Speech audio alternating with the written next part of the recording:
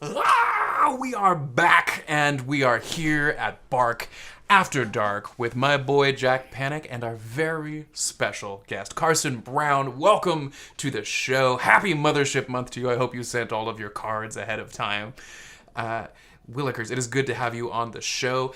For those unintroduced, Carson is a writer and manager of the project Devil's Due, available right now on Mothership Month. What is Mothership Month? Why? How could you be asking this? This is such a niche channel, you guys. I don't. Jack, in your opinion, how would you describe Mothership Month? Mothership Month is when two people love each other so much that they decide to get together and Jack, no. fun. Mothership Month I've been waiting. Yeah. is a blessing. It's a blessing. Yes, is what it is. That's right. It's the gods of horror and sci-fi raining down the sweet manna of advertising and community. It's wonderful. Jack Panic and that's I not are descriptive at all. Dog Eat Dog together, our absolutely exquisite module for Mothership that you can find also on Mothership Month on BackerKit.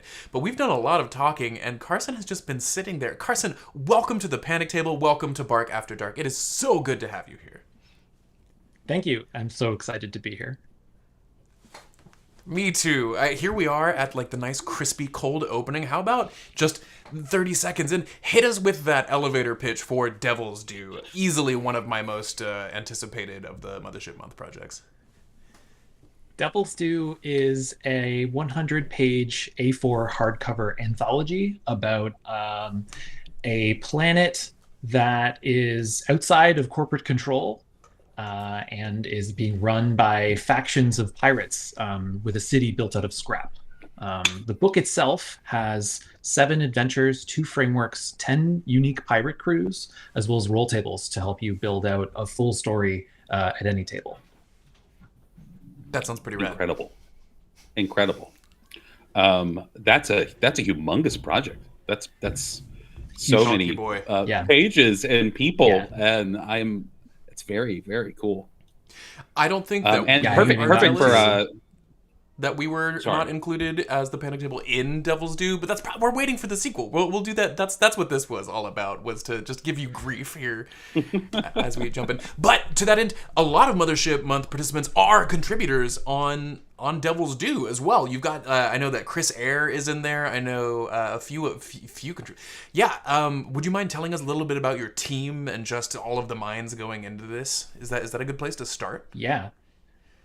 Since May, we've been working in a Discord server, basically figuring out what parts of the book need to be there. How are we going to make it all work together? How does the city function? How did it get there? Why have they been able to run something like this? And in total, there's 16 people in this Discord, as well as 5 additional folks we've got on contract. And so we've got just a ton of voices and a ton of really great ideas. And so it's been a ton of fun just figuring out basically like how we can make all of this work. For many of us, and myself included, this is our first crowdfunding campaign ever. So I'm just super thankful about how big the reception has been, and how well we've been doing. It's blowing my socks off. It's amazing. Yeah, this is I think like number 6 or 7 in our series of Mothership Month broadcasts, and so the feeling, not that it's worn off, but that it's become ubiquitous. How, just checking in with you emotionally, how this, knowing that it deeply exceeded our expectations for Dog Eat Dog, currently 450%, a little higher, exceeded our expectations. How are you feeling on this end of how the crowd response has been?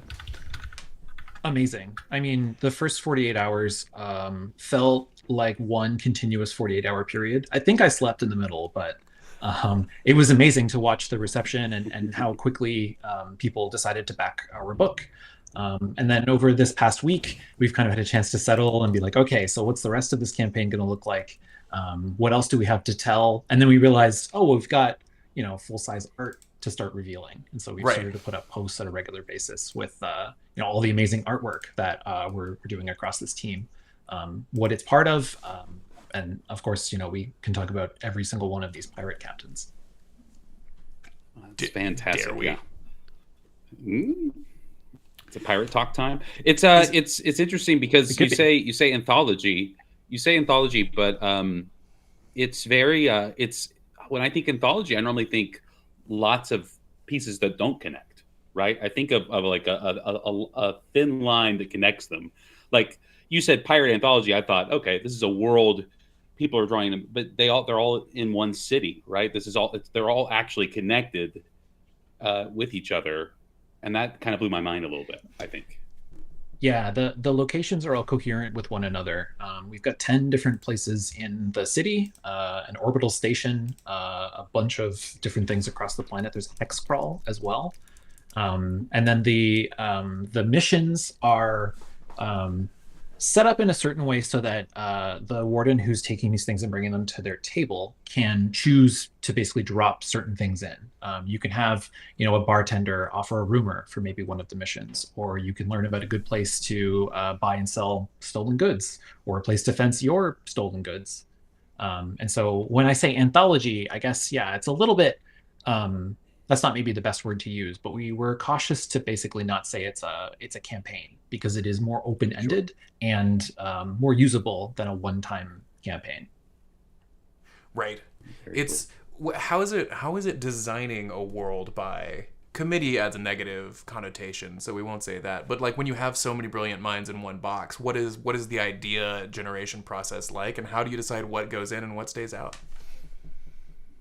The beginning kind of discussion around what this book could be really started from like what our cultural touchstone would be.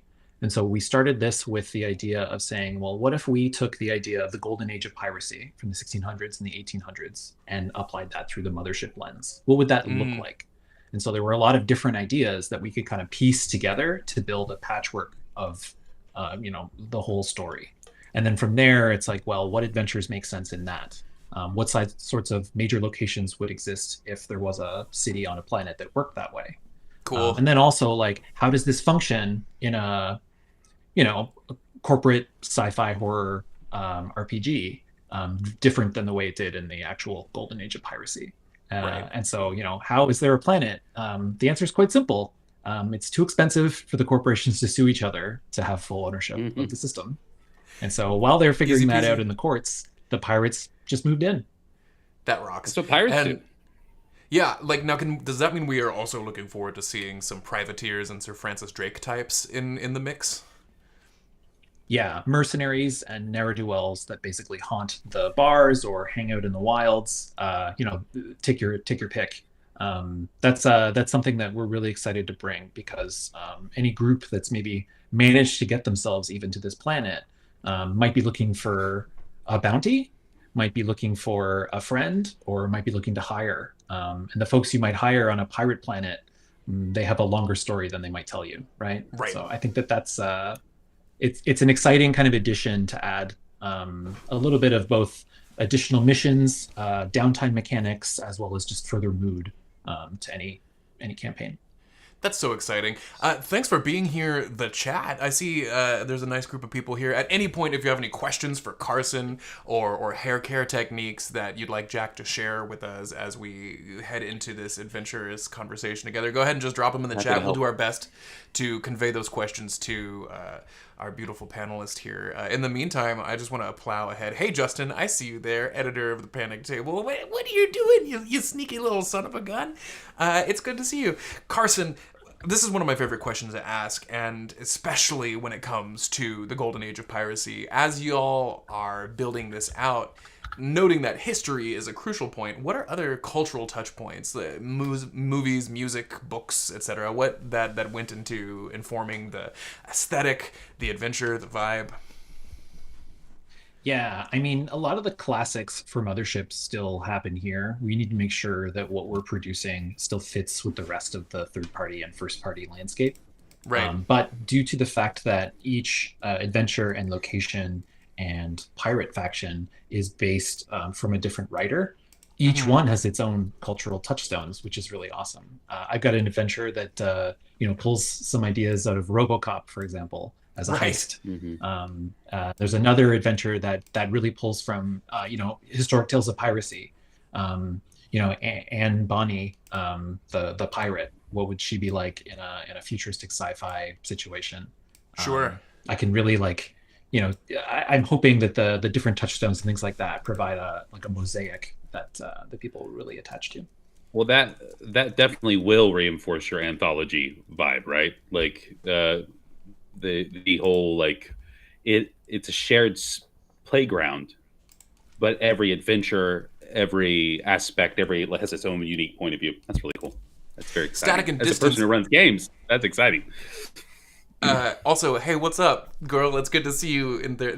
I love doing these live streams because as we've spent a year immersed in Mothership culture and stuff, I've had the pleasure of being able to just like run games and hang out and talk with a lot of these third-party creators. And so I just get a heart full of excitement when I see them showing up here in the chat like it's no big deal. So it's good to see you, Static.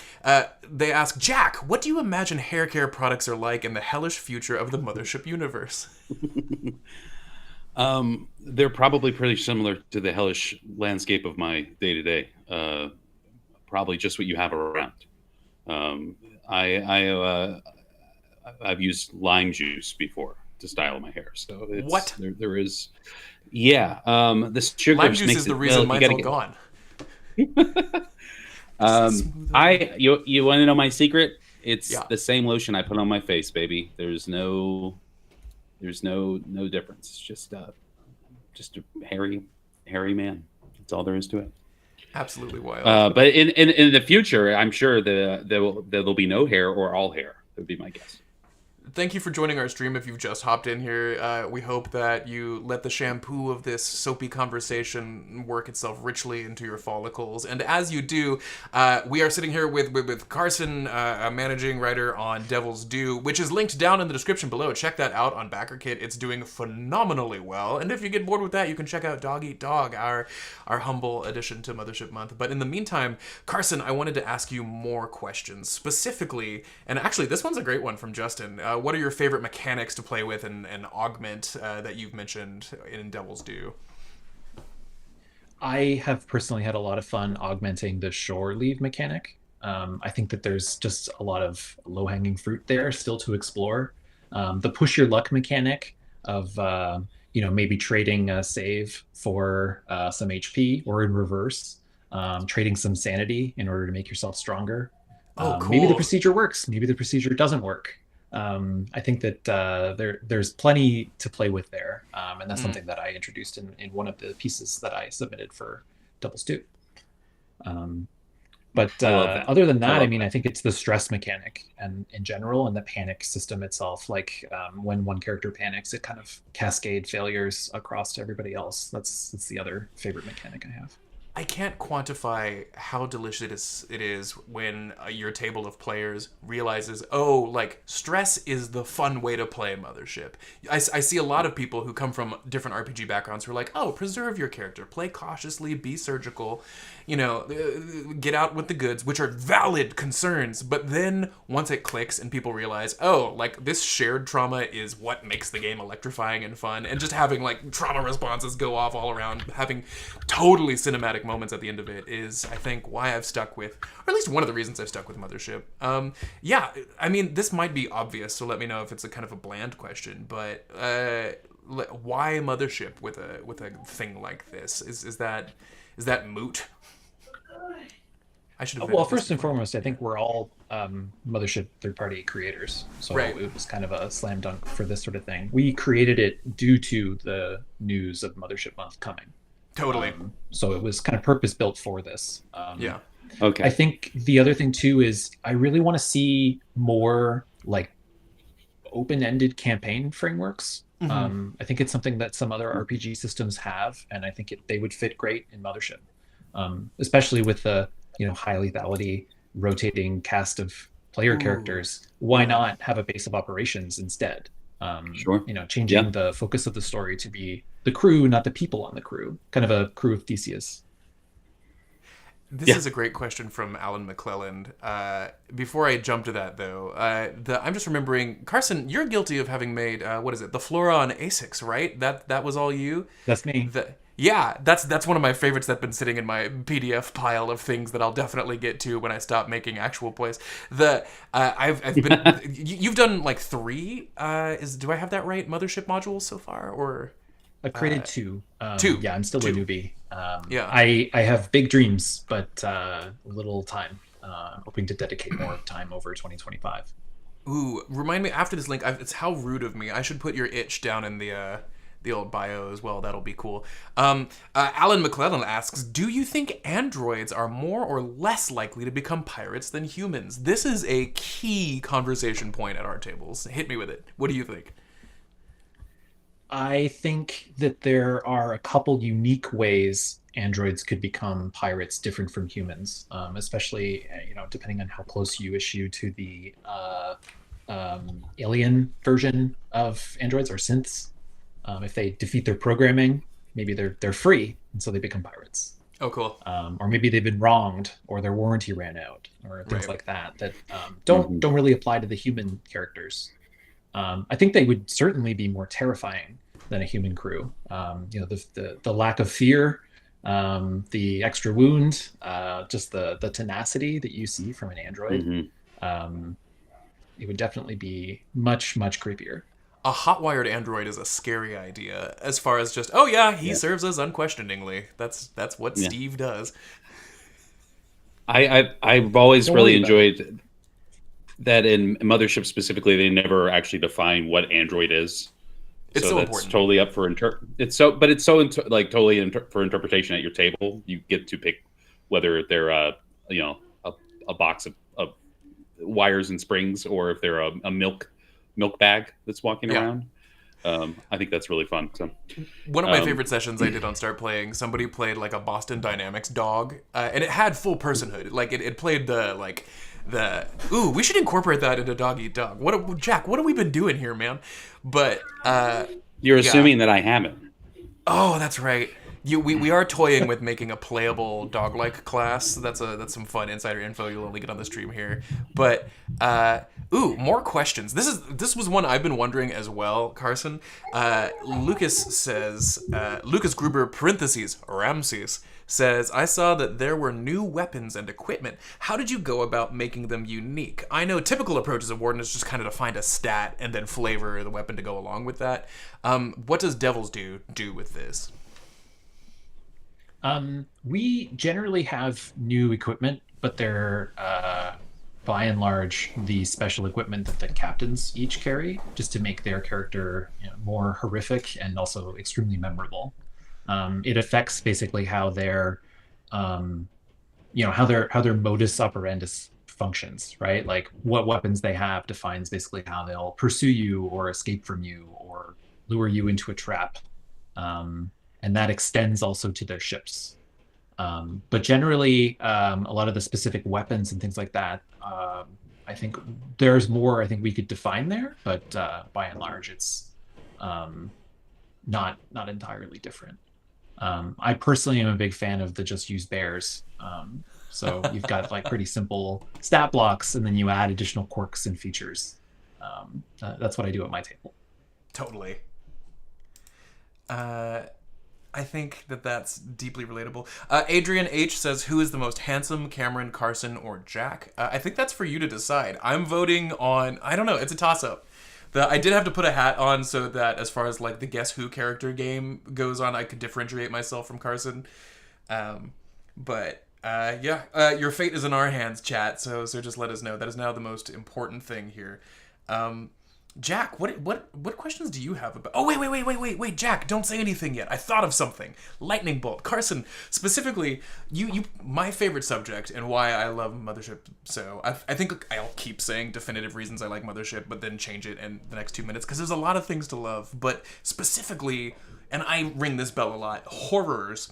You mentioned like fresh weapons to make distinct captains even more horrifying and stuff. So horror, I love its broadness because it can be a monster, it can be a computer virus, it can be a whole planet, it can be a rumor. When y'all were thinking of horror and Devil's Due, what tools did you use to carve that soapstone of a metaphor? I don't know what I'm saying half the time, man. I think that it's a nuanced kind of thing you'll see between the different adventures and factions and crews. Some of them are the classic double cross that gets worse. And I think the being stuck somewhere where you had an existing plan and then you quickly have to adapt because the environment has changed completely. There is not just a reactor on the fritz, but there's also, a new horrifying cybernetic monstrosity also there. Or what you thought was a simple grab and go gets a lot more complicated when the ship itself is organic. I think and that's also in the book. The basically we can have a lot more discussion on what horror sort of tropes or what directions we want to go happen. There's slice of life type things. There's and also, slice of lice. Well, it is a pirate planet. Yeah. But Yo ho. yeah, the chance to basically explore horror as a genre in the same way that we explore sci-fi as a genre, that it contains multiple genres within. I did shamefully add an actual poll in the live chat so people can weigh in on who they think is the prettiest boy, and we'll just find out how that goes in the end. Our fate is in your hand, and Diego the Goat, welcome back, says, first we must see them dance. Jack, thank you for letting them know that the dancing happens at the end. Speaking of song and dance, hey, Carson, do you mind if I punch in on our Devil's Due dance card? We made something really cool recently that I just kind of love to show the viewers at home. Is that appropriate? Okay, here we go. We'll catch you in like 2 minutes when this thing is over. I'm gonna let it rip.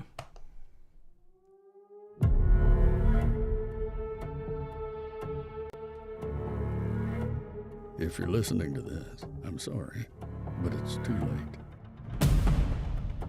You're in it now. They told you this was a place of healing, a chance to learn and grow alongside man's best friend.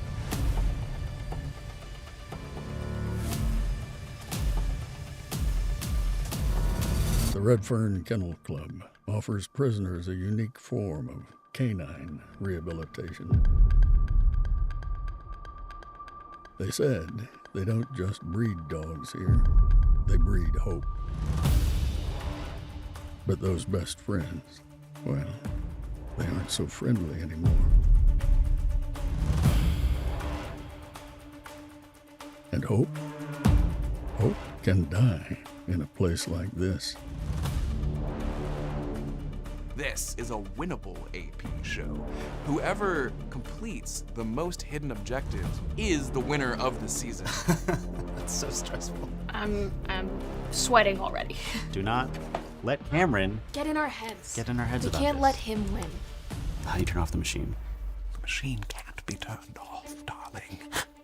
Cassie's gonna pick up the flamethrower.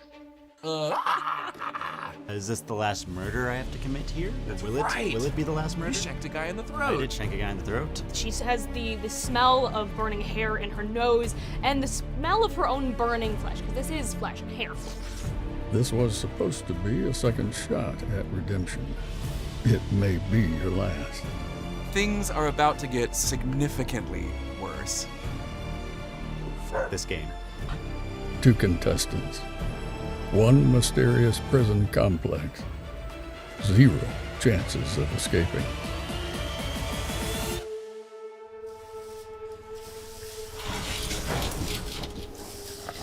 Dog eat dog. Only on the panic table. I hope no one cries. I think I'm not gonna cry. I'm gonna have fun. And I'm gonna ruin Hannah's life. I think that's what's gonna happen.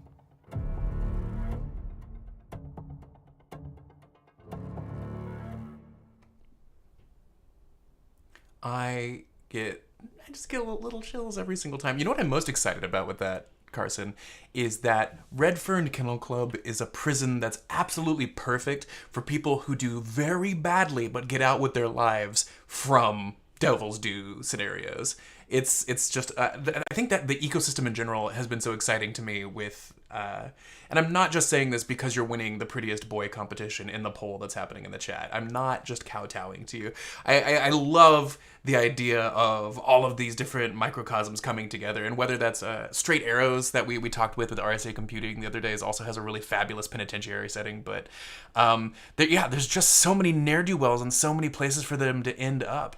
Do you know, I was, right before we did Dog Eat Dog as a concept, I was like this close to like doing the like space cops thing, because like we have lots of robbers, but we just have like bounty hunters and bad guys, but and we do have crooked cops, I guess, is a big part of it. Anyway, I'm monologuing. What are your thoughts on crime and space? I mean, I think that the most interesting stories happen where it's more of a gray area, right? And the people who are doing maybe the bad thing are doing it for what they believe is the right reason. I think it becomes a lot more of a nuanced conversation in that, like, do you think that they're the bad guys? Or do you think that you can change them? Or are you forced to work with them even though you know they're the bad guys? I think I'll leave the like space cop, whatever sort of thing to the corporations. And, we can code that, deliberately, as, all the corporations are in Mothership. Spielberg fan once says, they say in space, no one can hear you scheme. Ooh, I think that's the tagline for Devil's Due. That's very good. Good job. Sorry, Jack, what were you saying?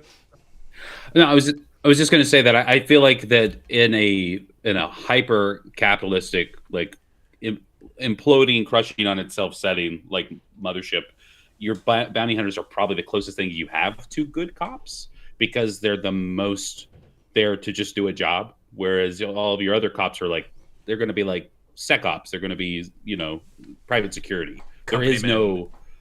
They're all company men. Yeah. So they might be the only ones you could appeal to the sins of humanity. I have enough money, I'll get you money. Those might be your only, like, we'll use air quotes, good cop. But you, but I think that's what a clever thing to do, to make pirates in response to them announcing that they're making a big bounty hunter book. That's about as like pristine as you can get. Very clever. Adrian H says, which captain is your favorite, Carson? And answer wisely.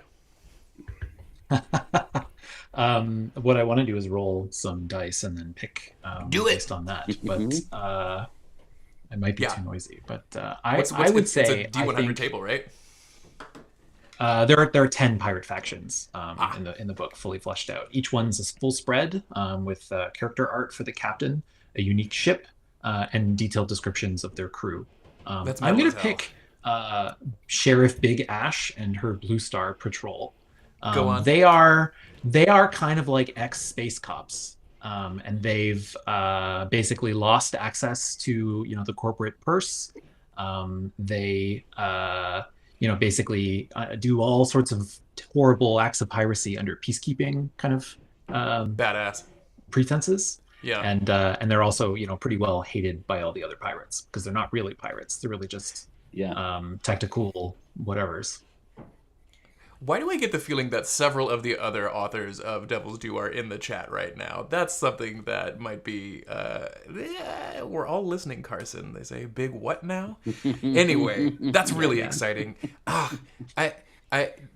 Now, one imagines that you've played a bunch of Mothership in the midst of this. Like, how does morality factor into your player's experience, if at all?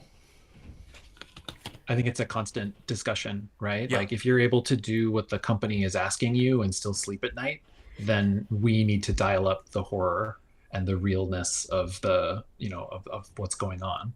I think that the choice to act in being constrained in what you can do by the company and by the environment you're stuck in is the whole reason to be playing Mothership in particular. And so I think, acts of morality or choices, which way do you go? Which way do you send the car down the tracks, so to speak? I think that's the reason to play. And just because you're playing a trolley problem, pirate, just because you're playing a pirate doesn't mean that you can't be a good person. Or play. That there are in a horrible world, the baddies often have to break the law. they have to be good. They're good. I don't know what I'm saying. One of my favorite tropes is no, I think that's a good point that I kind of want to talk a little bit more about, because please, yeah. that's kind of like how would a planet work if all the pirates are horrible and horrible to each other, and so there's some amount of neutral space on the planet, because there's a recognition of the fact that if it goes to shit, then everybody loses it, and right now it's a great hideout. So there's some amount of like putting their differences aside, at least while they're planet side, to some degree. And I think outside of that, I mean, pirates will be pirates. I'm so excited to see the VTT at play here, mostly because they've beautifully included the Shipbreakers toolkit into the new Mothership Companion. They're not paying me to say this. I'm just a huge fan. But I say this because Jordan Boschman says, Lucas, Jordan, I'm sorry, we'll come to you in a second. How important will ship combat be? And if there's any place for it to be important, it has to be in a pirate planet, right? I know the ship system often puts players at a disadvantage. That's Mothership, baby. Carson, care to comment? Ship to ship. Yeah, I mean, we've tried really hard to make sure that each of our pirate ships are coherent with what's in the Shipbreakers toolkit, as well as what kind of additions are possible on existing ships. And so some of these ships look menacing, but have flaws just like the flaws the player ship might have. And some of them are less of a thing you can fight head on and more of a thing you're going to have to infiltrate. Others are just as much of a rust bucket as the player ship, and maybe seem more scary based on what they've added to it. It no longer looks like a raider. It no longer looks like their transport ship. Right, they're clearly Corsairs at this point. Yeah. That's right. That's fun. Interesting. Now, yeah, when we're picturing like the common areas here on what does Pirate Planet have a name? It's called Devil's Due. Oh, it's called Devil's Due. Totally missed that broadside. Obviously, So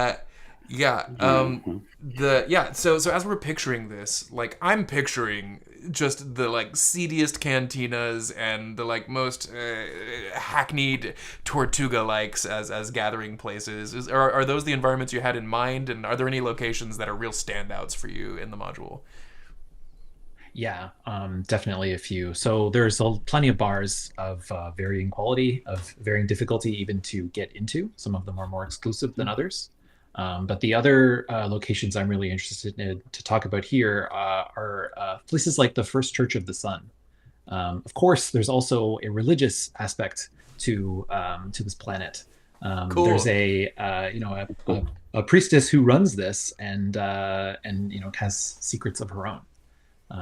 There is a market called a protein market, and the way they grow their protein from vats in a former nuclear reactor. But everybody's got to eat.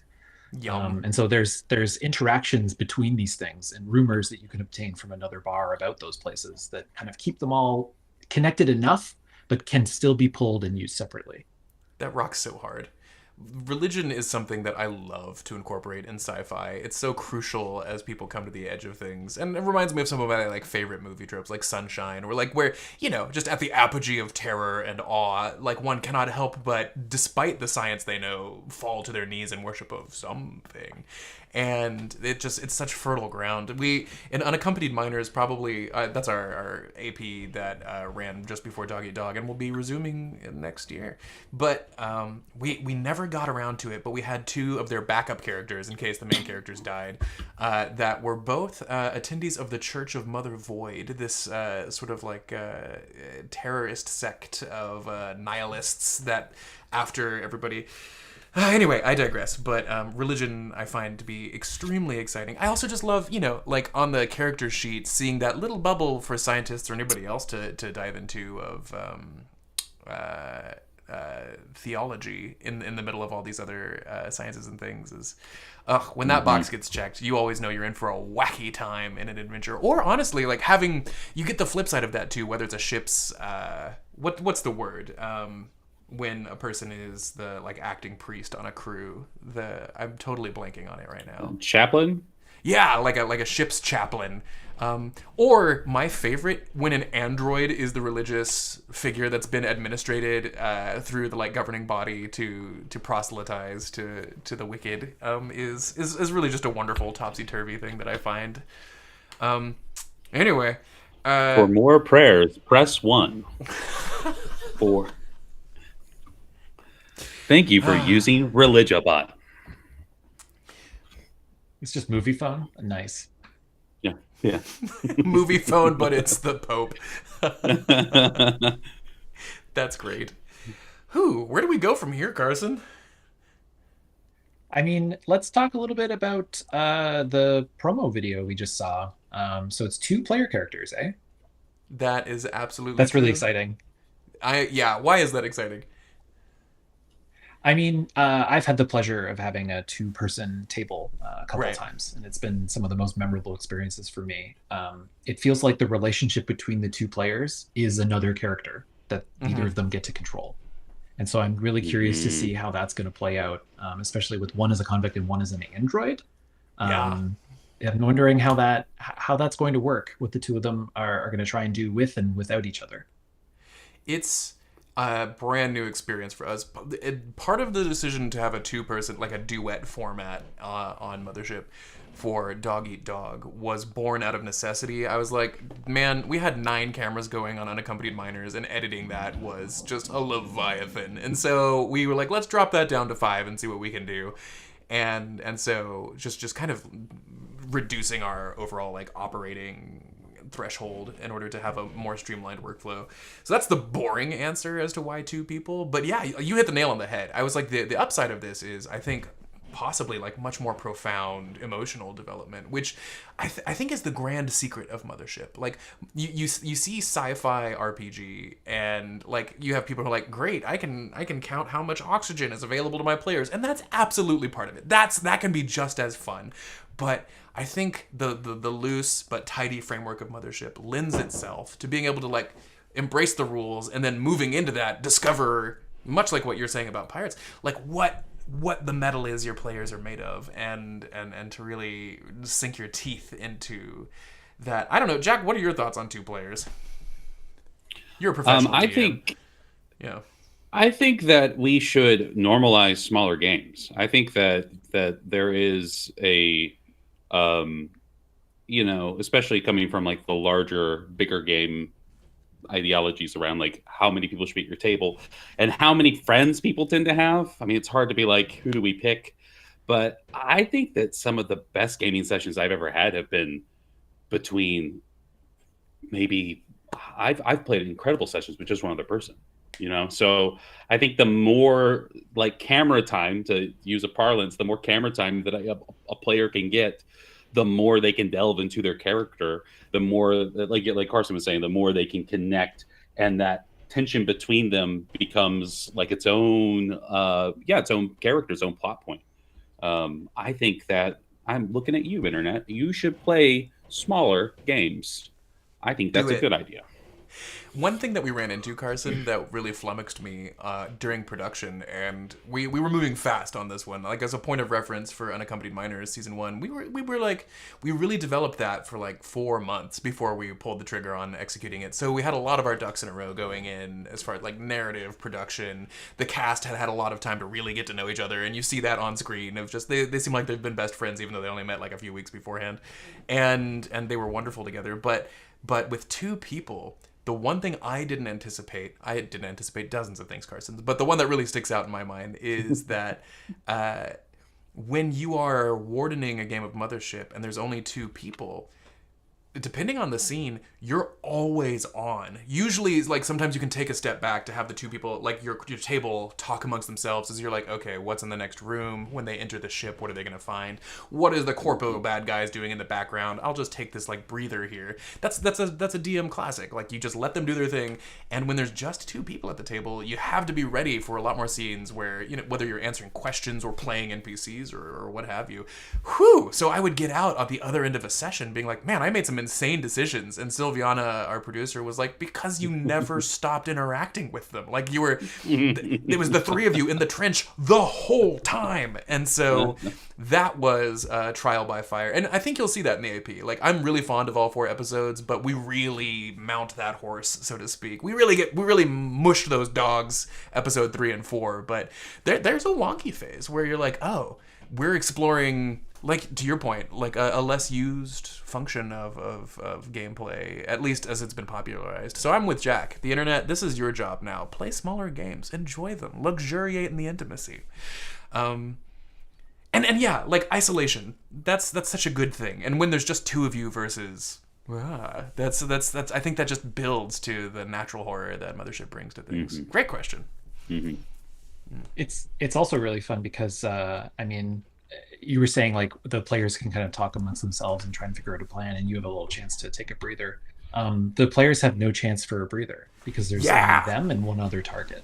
And so if you're in the middle of a lethal situation, it's you or the other person, and it's maybe who can run away from the bear fastest. One thing that we sneak into each episode is prisoners' dilemmas, which I was just tickled pink that it just literally and philosophically fits into what we're doing. And we set a timer on it. They only have like a minute to make a decision about, during critical points in the episodes, whether they're going to betray or cooperate. And the mechanic for that is, we were talking about this backstage, but I'm just so excited about it, is that like if one of them chooses to betray, they automatically succeed at whatever the thing they've chosen to like pursue. They each pick an action that they want to do. And if you betray the other person and the person that you're betraying decides to cooperate, they automatically fail and you automatically succeed. Or rather, they critically fail. So like something roll with disadvantage. Anyway, yeah, vice versa. And so the things that play out, and it created the, like, in the best way possible, the funkiest tension between the 2 of them, because so frequently they're their only other option to like escaping this prison. But at the same time, they have like starkly different reasons for doing the things they're doing. One person is basically an inside man, a hired assassin in prison, and the other person is an android trying to figure out why she can't remember certain portions of her life. And also, canonically, androids aren't sent to prison, and so like that's not a thing that makes much sense. And so her working through why she's been incarcerated, and who, in our universe, androids used to be like our reproductions of people that went missing, at least some of them. And so that's a fun twist that we don't have to get into. Yeah. Astrofor says small games are great. As a GM, I think each player over 3 makes the game a little bit worse. It can. It's you know, like I played games with like 6 people that were at some, like, man, we did a Year of the Rat with 6 people, and that was crazy pants bananas fun. But also I played games with 5 where it is a slog just to make sure everybody gets the same amount of spotlight. Or, you know, it's all about the table. But I've done a 12-player Morkborg one shot. What? It was PvP. It was cool. Super fun. That worked out just fine. But there's no the tension. There's Mirkborg. There's no Mirkberg. There's no interpersonal what, you know what I mean? It's a bunch of scumbags trying to knife each other. Whereas like a game like Mothership, you can get all that nuance. You can actually have characters that have, their own motivations and texture outside of just stabby. But I also like stabby though. Yeah, stabby's good.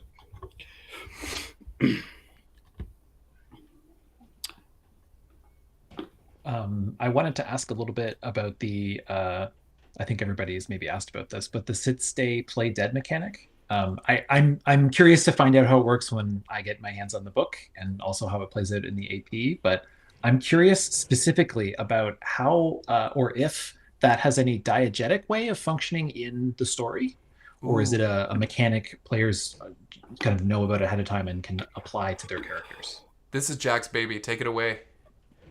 Yeah. I think that the sits. I'll do just a quick overview, and then we'll dive in real quick. So, I mean, obviously, it started as a dog joke.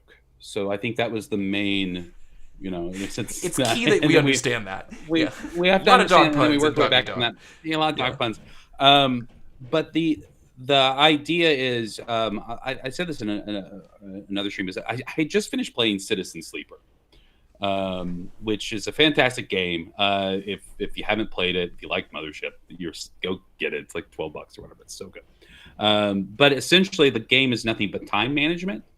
And what I wanted for basically, Cameron made the AP, and we were all, we've been talking about it beforehand and during, but there are big chunks of it that even I haven't seen the whole thing yet because it hasn't all been put together yet, right? So we have these broad strokes, and we're kind of doing this like back and forth kind of collaborative thing, right? Where we're feeding each other ideas back and forth. And when he was talking about a prison campaign, and I wanted to help make a campaign and not just an adventure site. So I wanted it to be functionally that maybe you couldn't play the 4-part miniseries of Dog Eat Dog because that doesn't make a lot of sense. You don't really play, another person's story. Right. But to be able to structure the whole of the slow burn of a prison break campaign in 2 to 5 sessions, because Mothership is not really set up for a ton of extended play unless you have a lot of like downtime and hand waving and unless you have a lot of buy-in. But I wanted to be able to be like, okay, let's emulate days and weeks and months of the tension building and the alliance making and the betrayal and the planning and the plotting and digging out out of underneath your cot with spoons, all the classic the classic the classic tropes of so essentially the sit, stay, and play is a way for your characters to have more narrative currency, which I want to ask you in a minute about your push the luck mechanics. I'm really interested in that.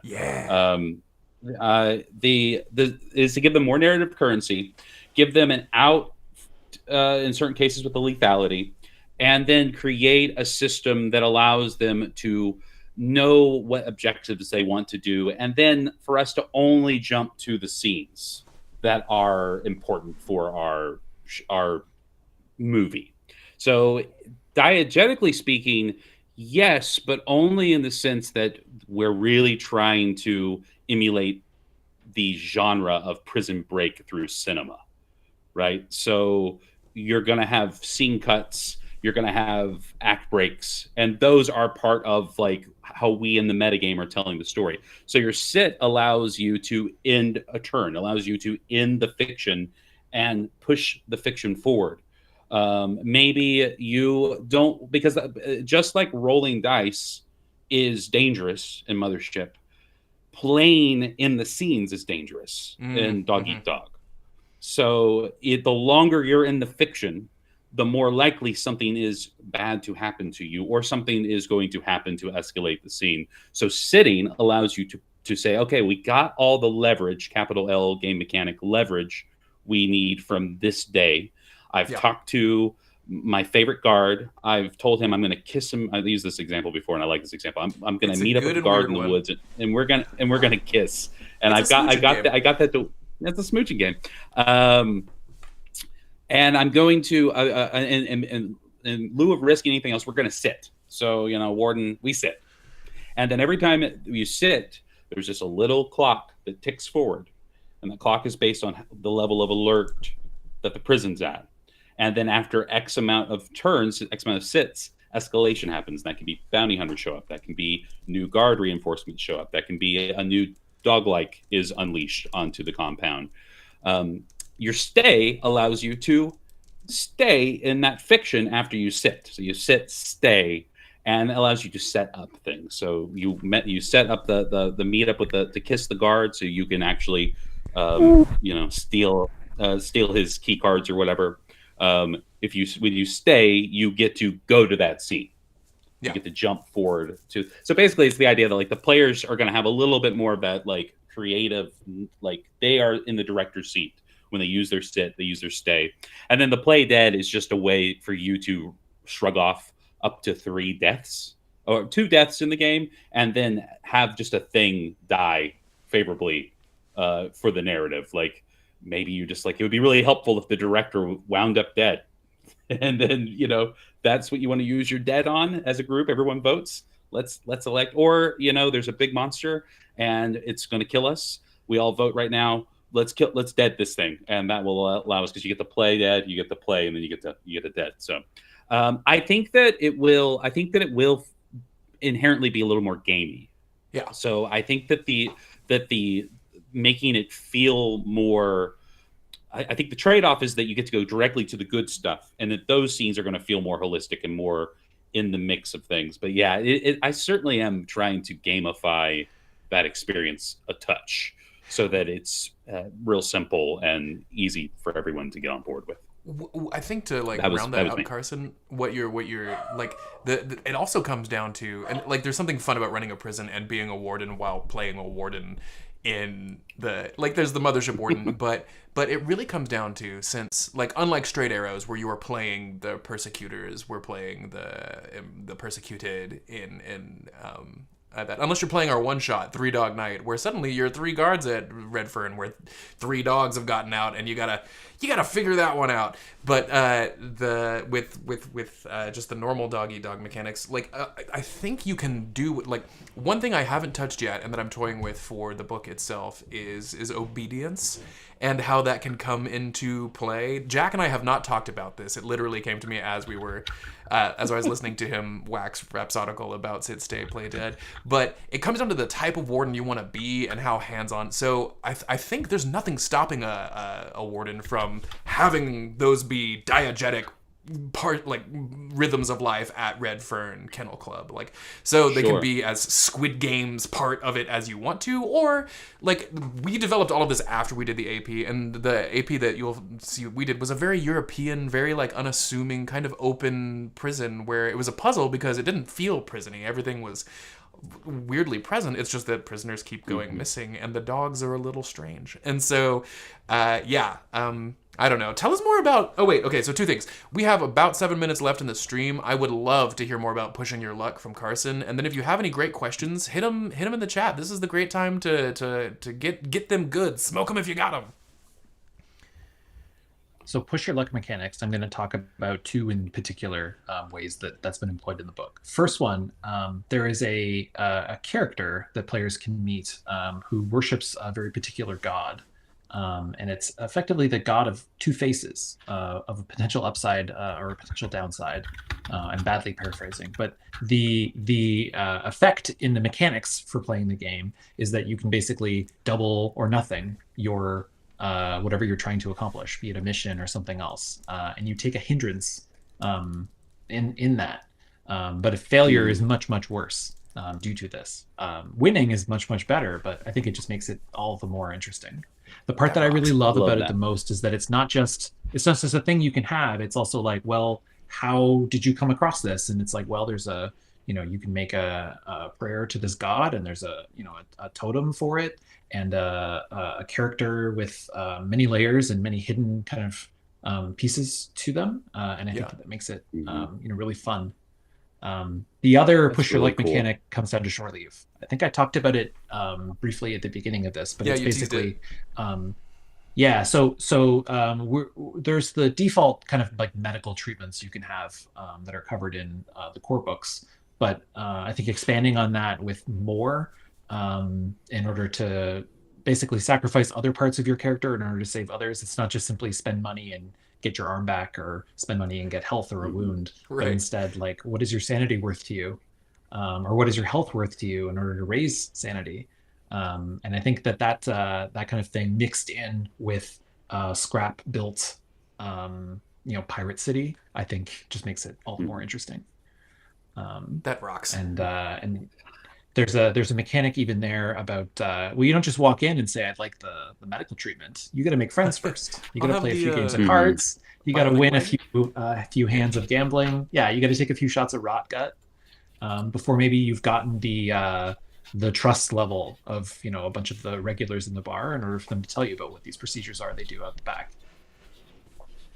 That's very cool. Rebecca, I will definitely add that. I'm just definitely going to add those to games I run. I love. Yeah.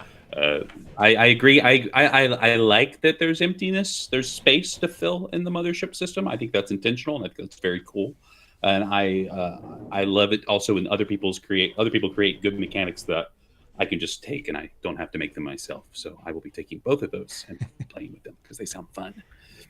Rebecca Bennett says, for Devil's Due roll tables, what are your favorite ways of being press ganged? Great question. So we've got a table in the back of the book that's ways you've been press ganged, pushed into service, either by corporos or by pirates. And there's one I quite like. I wrote it, so I guess I'm biased. But you're helping these two little children in rags down an alley. And they're just asking for some help. And you walk all the way down, and their crying faces turn to grins as there's some armed guards behind you looking to put on some handcuffs and take you away. And it was just a ruse, and they're being paid. Exactly. I think that's just a quick, children. It's just a 1 line or 2 line sentence, but it really gives you a vibe about not trusting what you see. Mm-hmm. It's fantastic. I see another question in there about favorite prison break, and nobody talked about Con Air. For shame. I mean, Con Air versus The Rock. Discuss. Oh, The Rock wins every time. Yeah. Well, that was easy. The reverse prison break? Dwayne The Rock Johnson? The People's Champ in the house? No, the People's Champ? The Alcatraz. Sean Connery extravaganza. Alcatraz. He knows. Con Air is fabulous. Con Air is fabulous. That would be a good another Mothership great module, movie. Honestly. Don't give away all the ideas, man. You gotta save some of the right. Yeah. I said Chicken Run because and I stand by that. Yeah, me too. I changed my answer to Chicken Run. Prison Break movie. Yeah. Of course, it's mostly pastiching The Great Escape, so maybe that's the actual answer. I don't know. Shout out to Elliot Davis if you're watching this. I don't think you are because we're arch nemesis, but he made this incredible pamphlet game called Something's Wrong with the Chickens that is essentially gamifying Chicken Run and also lightly incorporates like Eldritch Horror into factory food amazing. Output. Yeah, it's like it's a Honey Heist like. Except it's a prison break and you're all chickens, but you can like opt or randomize like your loadout, and one of them is a nugget, just like the things that are like born in the lab and get to escape. He also has a Thanksgiving turkey hack that we should absolutely do on the stream. Now that I'm thinking about that, I digress. Yeah, it's been so fun to think about prison tropes and. Like the Green Mile comes to mind, especially in a Mothershipy way, for having that light supernatural coding to the whole thing that really culminates. Spoiler alert: you've had long enough to check out in the end, but yeah, good stuff. The Fantastic Mr. Fox does count. Okay, yeah, good. Great. Then that's my answer. So yeah, Carson, is that so? Nothing in defense of Con Air. The Rock is better. We're just gonna set that down immediately. They're two great films that go great together, but it's a pairing, right? For sure, every time. It's like Chardonnay and pizza. You got to do both. Mm-hmm. So which one first, I guess, is the question, and then you bookend them together. Yeah, I do. You got to end your night with Cage. I think that's the. Yeah, I think that Cage is the palate cleanser always. Yeah, always. Carson, it has been incredible to have you aboard. Thank you so much for being one of my favorite contributors just on the behind-the-scenes Mothership Discord as we work with Mothership Month together to make this thing beautiful and memorable. It's been very cool seeing y'all's project blow the heck up, so congratulations on that. Yes. For you unwashed masses at home, if you haven't looked at Devil's Due on BackerKit, what are you doing? Why are you watching this stream? You rascals, get out of here! Go click the link down below. And if you can spare a modicum of thought for our humbly horrifying canine rehabilitation module we've cooked up, Jack and I, we're making something called Dog Eat Dog. You should give it a gander. Any last accusation? Cage is in both. I was thinking it Astrovore, and I didn't want to say it because I didn't want to sound dumb, and I didn't have time to Google it. But yeah, we should end things with Cage. Any last words? Oh, Christ. Yeah, he's in both.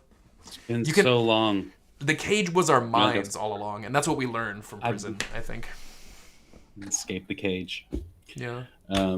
Yeah, well, there you go. Carson, it's stupid on the internet. It was so nice to talk to you.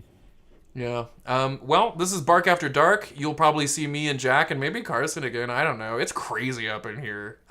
Thanks for watching. We feel for each of you in unique but strangely animal ways. And we are rabid with enthusiasm to have you among our watchers. So thank you.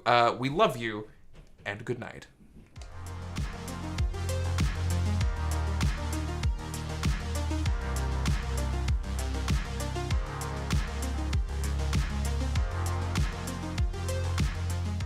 Okay, so I wanted to do this just for funsies because it definitely works this time, but now I figured out what button makes us come back, and we don't have to think about it. We don't have to talk about it, but yeah, what do we want to talk about now that people think we were gone?